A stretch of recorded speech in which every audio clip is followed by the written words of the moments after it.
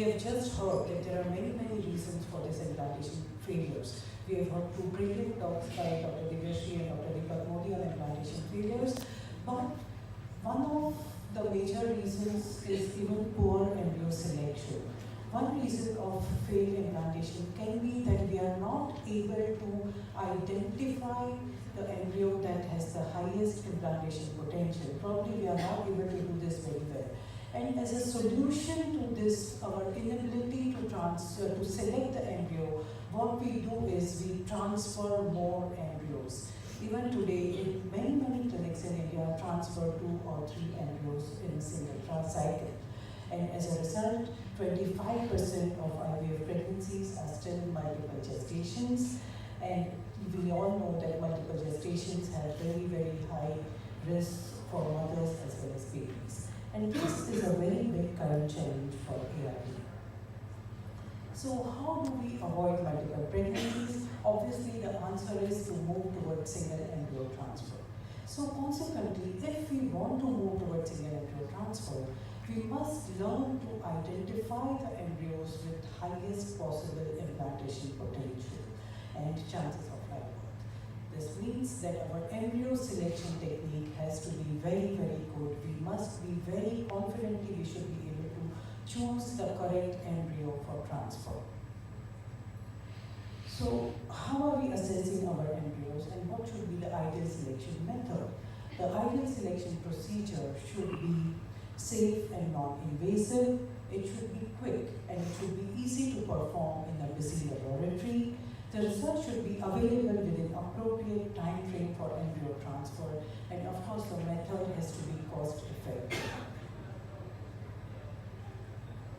So currently we have mainly 2 types of assessments possible. One is subjective assessment, which is mainly morphology and detailed multi-day assessments. We are all very, very familiar with the morphological assessment. We have been doing it since last 40 years. It has not changed much at all. The way we are choosing our embryos on the basis of morphology. And then we have objective assessments, but the objective assessments are invasive, they are expensive, and they require special facilities, equipment, and expertise. However, these objective assessments have contributed enormously to our perspectives and understanding of embryo competence. And so this subjective assessment of morphology is based on, we are all very, very familiar with morphological assessment. I'm not going to go much into this, but it is mainly based on number of blastomeres, the cleavage rate, the symmetry of the blastomeres, the fragmentation, the proportion and distribution of the fragments, whether they are local, whether they are scattered, the cytoplasm, whether it is clear, it is grainy, dark. So basically these are all aesthetic criteria. The morphological grading is based essentially on the aesthetic appearance of the embryo, and looking at all these aesthetic characteristics, we grade our embryos either A, B, C or D, and we select the best possible, good looking embryo for transfer. So we know on day 3 we want a graded embryo to have at least 6 to 8 beautiful blastomeres, all equal, even blastomeres, perfect symmetry, less than 20% fragmentation. This is what we are going to call a grade A embryo, and we are going to select that embryo for transfer. And when one of these criteria is not met, we are going to call that embryo grade B. And when 2 or more criteria are not met, we are going to call that embryo grade C. Then we have blastocyst grading. We do extended culture in the laboratory to allow for natural selection of embryos, and we develop them up to blastocyst. And in the blastocyst, we look for 3 things. We look for the expansion of the blastocyst, we look at the morphology of the inner cell mass, and we look at the morphology of the trophectodome. So a good blastocyst, a grade AA blastocyst, is going to have an inner cell mass which has a lot of cells nicely compacted, and the trophectodome plays a great role in implantation. It is going to form the placenta, so we want even the trophectodome to be of grade A quality. So we selected a blastocyst that is expanded, a 4AA blastocyst is what we are going to select. Then there are certain additional morphological parameters that can be studied which can predict pregnancy outcome better than a single day 3 evaluation. So we can look at 16 to 18 hours pro-nuclear morphology.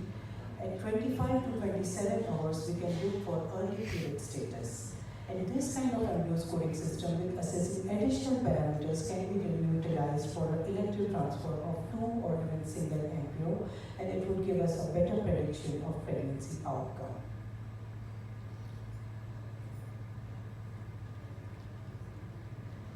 Early cleavage embryos are defined as those embryos that have cleaved to the two-cell stage 25 to 27 hours post-examination or exam. And studies have shown that the transfer of early cleavage embryos leads to a higher pregnancy and implantation rates compared to the transfer of non-early cleavage embryos.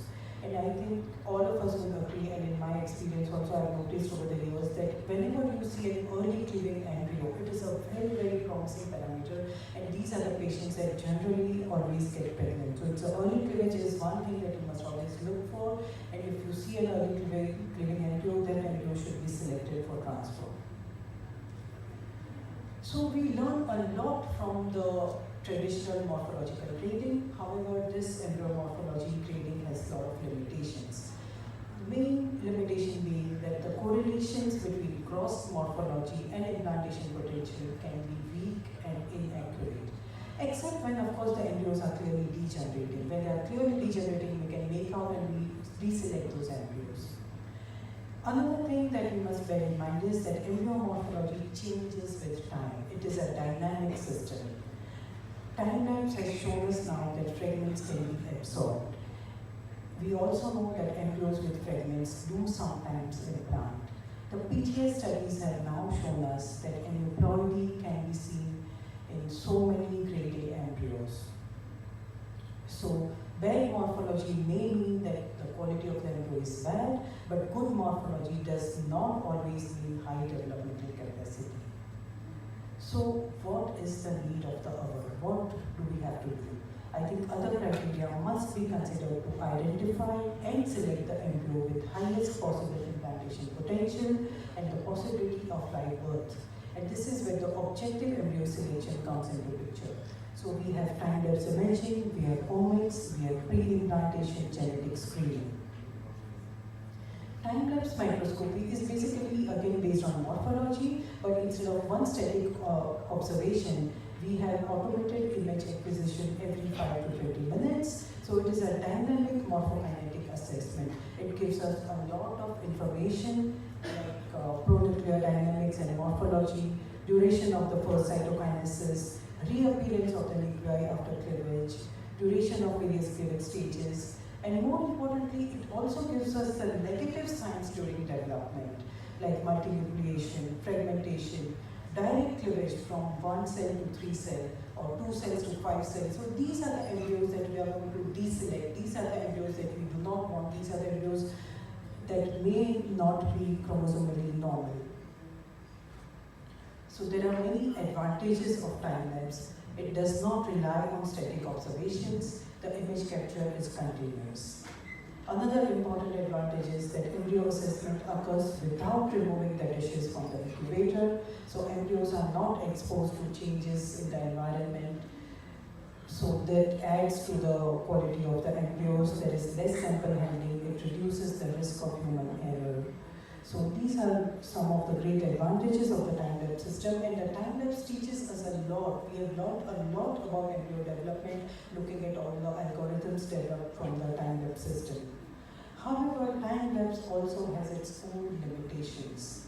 There is some kind of exposure to ultraviolet radiation, of course in low doses, but that means that there is some potential for harm, and long-term follow-up is essential. Then there are conflicting results from the centers that are using time-lapse. And there is no single parameter that consistently correlates with clinical outcomes when studies are compared. And there are now these two very big studies by Yang et al. And Laura Renzi in 2015, which have clearly shown that we cannot distinguish between aneuploid and euploid embryos based on time-lapse studies. And that brings us to pre-implantation genetic screening. Now, we have just seen that the standard embryo evaluations do not reveal embryos with the wrong number of chromosomes. Chromosomal errors in human embryos are a major cause of IVF failure, miscarriage, obstetric complications, stillbirth, and it can even lead to the birth of affected affected children.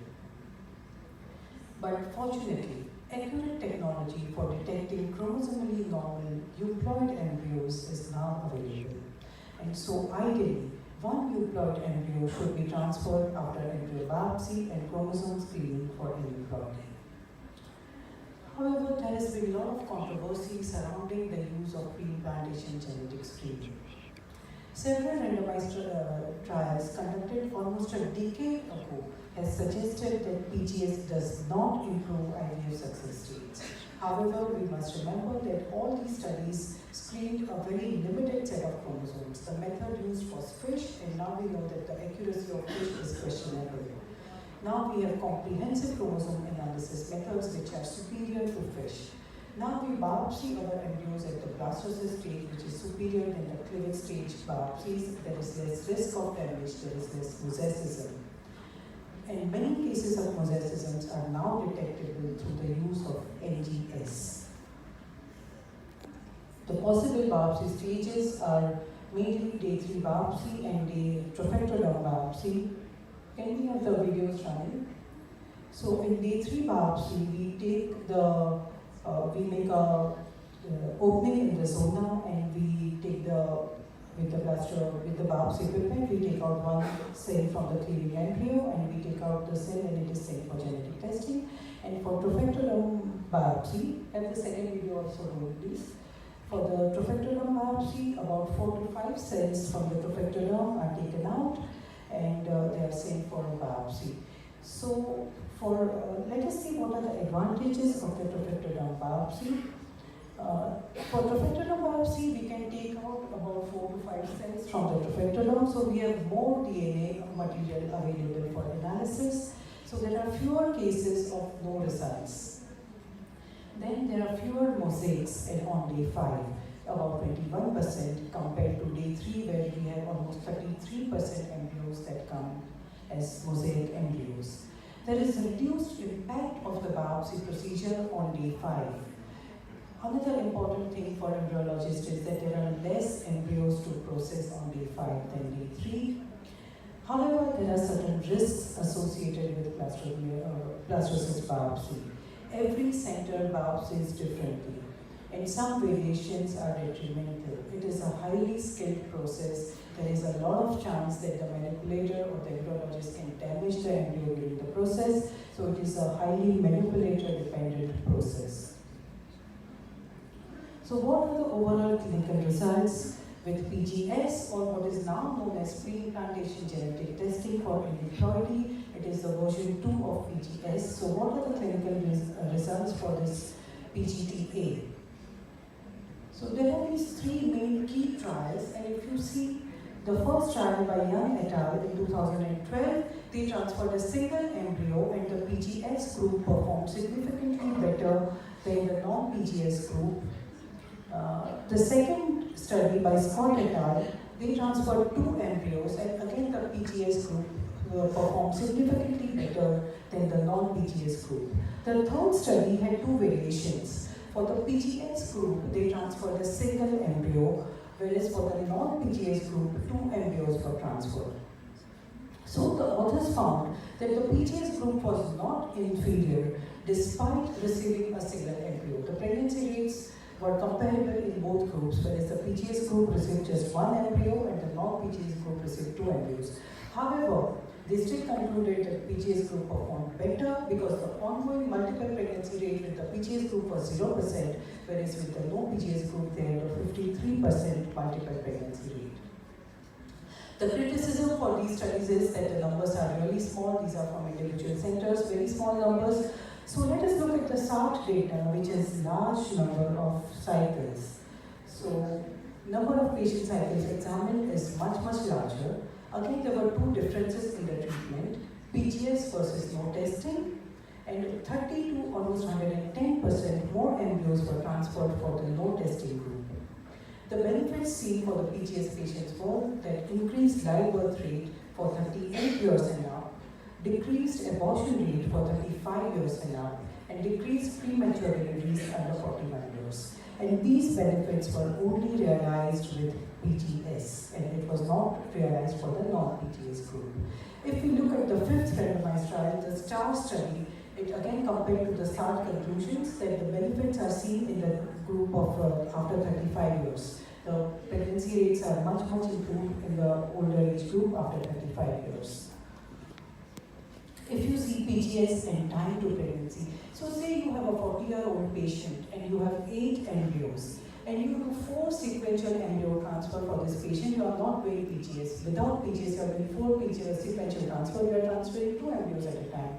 First cycle, there is no pregnancy. Second cycle, again there is no pregnancy. Third cycle, there is a miscarriage. Fourth cycle, there is no pregnancy. So the patient has undergone 4 unsuccessful embryo transfers, and what have we achieved? The patient has not achieved a pregnancy, she has suffered a miscarriage and lost many months or probably years in the treatment. And these are the patients that potentially drop out from the treatment. They would either go the adoption way or they might just give up the idea of having a child.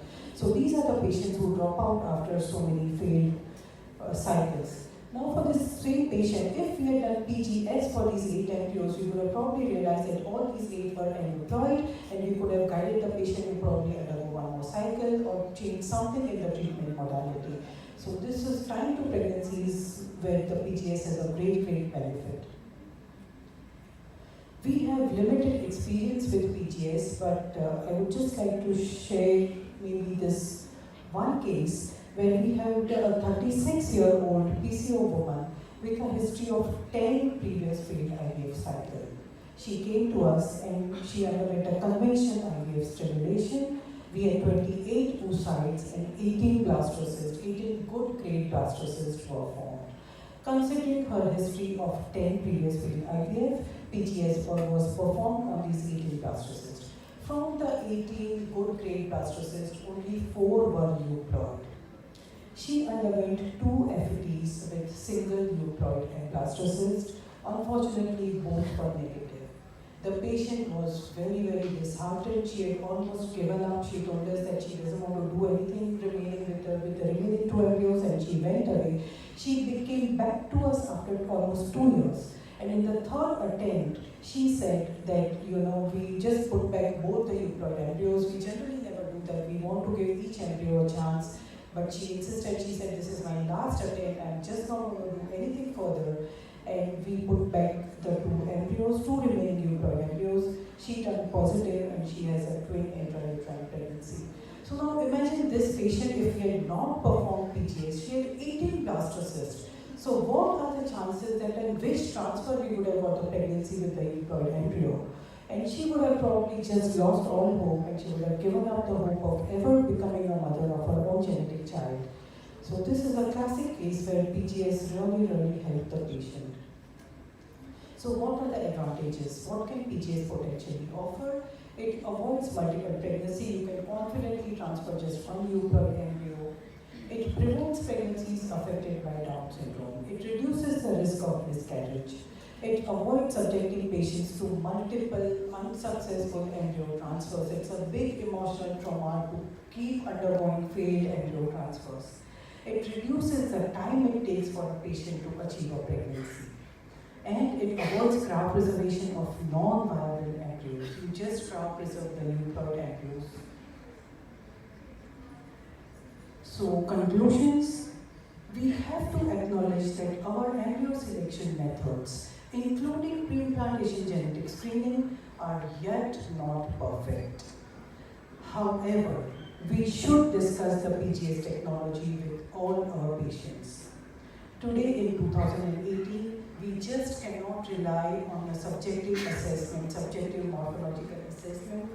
We have to decide which approach best fits the patient's individual specific needs. We have to consider certain points for each patient.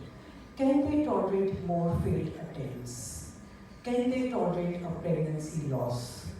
Can they tolerate this higher risk of premature delivery or a twin pregnancy? Would they prefer a live birth sooner rather than later? Would they prefer to undergo fewer procedures? So I feel that our patients deserve a much more thoughtful approach.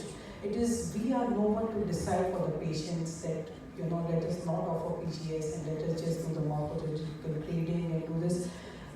Agreed, PGS is still evolving, but yet it is, if we do not adapt to the newer technology, we are not going to reach the aim that we have of single embryo transfers. So we must acknowledge that we have to do this for our patients. Thank you for your patience.